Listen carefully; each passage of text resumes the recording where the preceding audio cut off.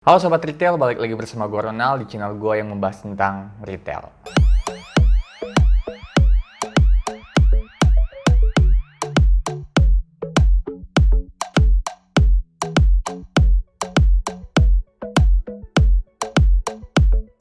Pada video kali ini gue membahas tentang printer. Nah, printer itu ada banyak macam. Tapi di sini gue membatasi printer-printer yang sering gue gunakan di usaha gue dunia retail. Oke, printer yang pertama itu adalah printer yang paling umum yang sering kita temui, yaitu printer inkjet. Nah, printer inkjet ini adalah printer yang di dalamnya adalah tinta. Jadi printer ini berfungsi dia menyemprotkan tinta ke kertas. Kertas itu seperti kertas HVS yang sering kita gunakan. Nah, teman-teman akan sering memakai printer ini untuk mencetak entah itu harga untuk barang di etalase atau pengumuman-pengumuman atau promo yang akan teman-teman pasang di toko atau warung teman-teman. Nah, printer ini secara umum dijual dengan harga kurang lebih sekitar Rp500.000 ada sampai harga dengan di atas 1 jutaan. Bahkan bisa ada yang 2 jutaan.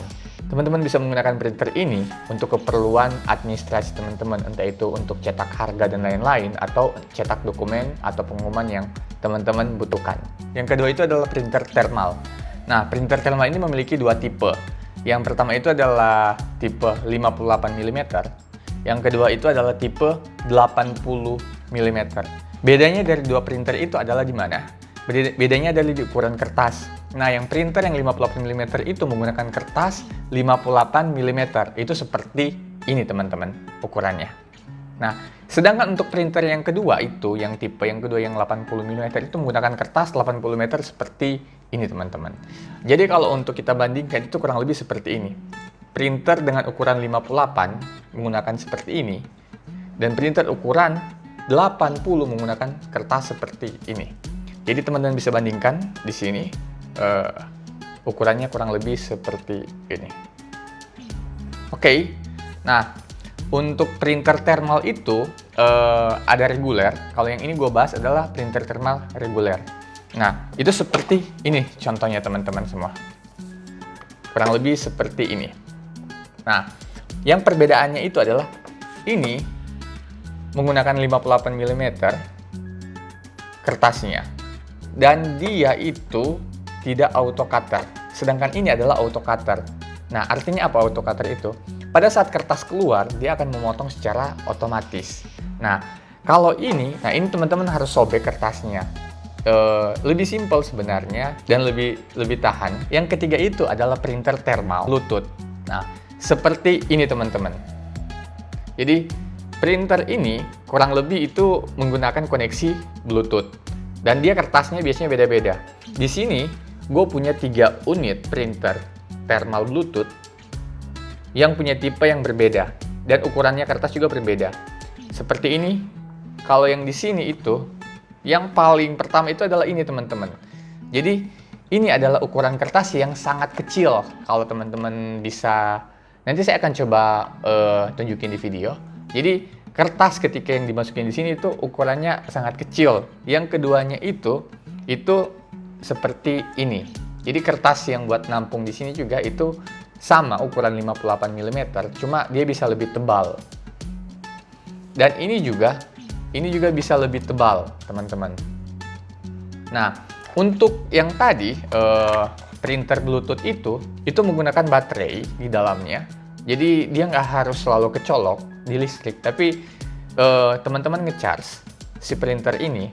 Dan printer ini bisa standby kurang lebih sehari 2 harian menurut pengalaman gua nih setelah gue menggunakan printer thermal Bluetooth. Dan yang keempat itu adalah printer barcode. Jadi printer barcode itu adalah printer yang gue gunakan untuk mencetak barcode di label yang gue beli. Nah, biasanya ini gue beli ini printer barcode ini adalah printer thermal. Jadi supaya kertas labelnya juga thermal, tidak menggunakan tinta.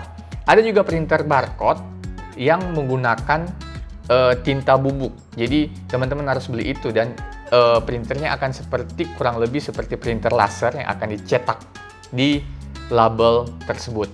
Tapi gue menggunakan printer thermal barcode-nya. Alasannya gue cuma beli kertas thermalnya doang. Gue nggak perlu pusing-pusing buat beli bubuk untuk printer barcode-nya, karena di tempat gue itu biasanya kesulitan dengan buat beli stok tinta. Kalau seandainya printernya tidak menggunakan tinta, itu lebih memudahkan gue karena gue cuma hanya menyediakan labelnya aja. Tapi kalau printernya dia menggunakan tinta, gue harus mikirin untuk stok tinta dan stok labelnya. Jadi gue akan mikirin dua ini. Tapi kalau saya gue menggunakan printer barcode, gue hanya cuma stok labelnya aja doang. Dan itu bisa lebih memudahkan gue. Oke, dan yang kelima. Yang kelima itu adalah printer dot matrix. Nah, printer ini biasanya gue gunakan untuk mencetak kertas rangkap. Karena printer ini menggunakan pita.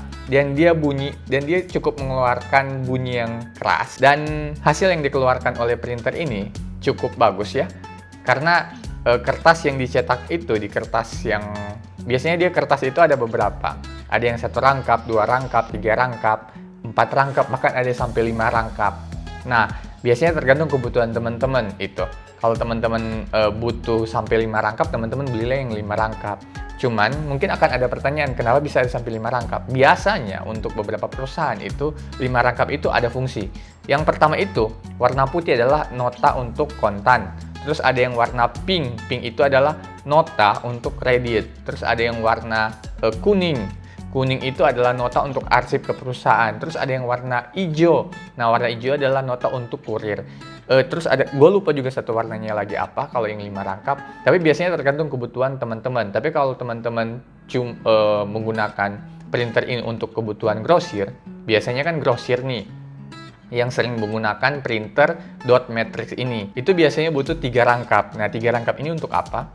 Yang rangkap yang pertama putih itu adalah rangkap kontan. Jadi kalau seandainya konsumen beli dengan cash atau kontan, itu teman-teman akan kasih juga putihnya ngikut ke konsumen.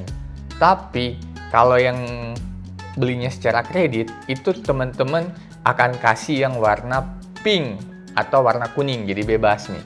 Kalau pink itu biasanya kasih ke kredit. Nah, biasanya kita tahan adalah warna kuning sama warna putih. Jadi kita ngambil. Nah, kuning ini untuk apa? Kuning ini biasanya untuk arsip. Nah, biasanya, tapi bebas sih di sini kan, saya bilang. Ada yang biasanya teman-teman menggunakan warna kuning sebagai arsip, ada teman-teman yang lain juga menggunakan warna pink sebagai arsip. Nah, jadi sebenarnya fungsinya ini biasanya yang kalau yang gue gunakan di tempat gue, menurut pengalaman gue aja nih, yang sering gue manage, warna putih itu adalah nota kontan, warna pink itu adalah nota untuk ngasih kredit, dan warna kuning itu adalah arsip buat toko kita. Jadi kita punya arsip juga untuk penjualan secara kredit atau tunai. Di sini gue hanya menggunakan 5 printer itu, padahal banyak banget jenis-jenis printer di luar sana. Tapi untuk di retail gue sendiri, gue hanya membatasi untuk 5 jenis printer itu. Oke, semoga video ini bermanfaat buat teman-teman. Dan next gue akan bahas tentang barcode scanner. Tapi sebelum itu teman-teman jangan lupa subscribe video ini. Semoga konten gue ini bermanfaat buat teman-teman yang ingin memilih printer. Jadi teman-teman mendapatkan pengetahuan mengenai printer, sehingga teman-teman tidak salah dalam memilih printer. Nah, printer yang gue maksud di sini adalah printer-printer yang telah gue gunakan. Jadi teman-teman bisa juga menggunakan referensi video gue ini untuk menentukan printer mana yang cocok untuk teman-teman semua. Share video gue ke teman-teman yang lain yang mungkin membutuhkan referensi mengenai printer apa yang mereka pakai. Dan semoga video gue bermanfaat buat teman-teman. Oke, see you guys. Bye-bye.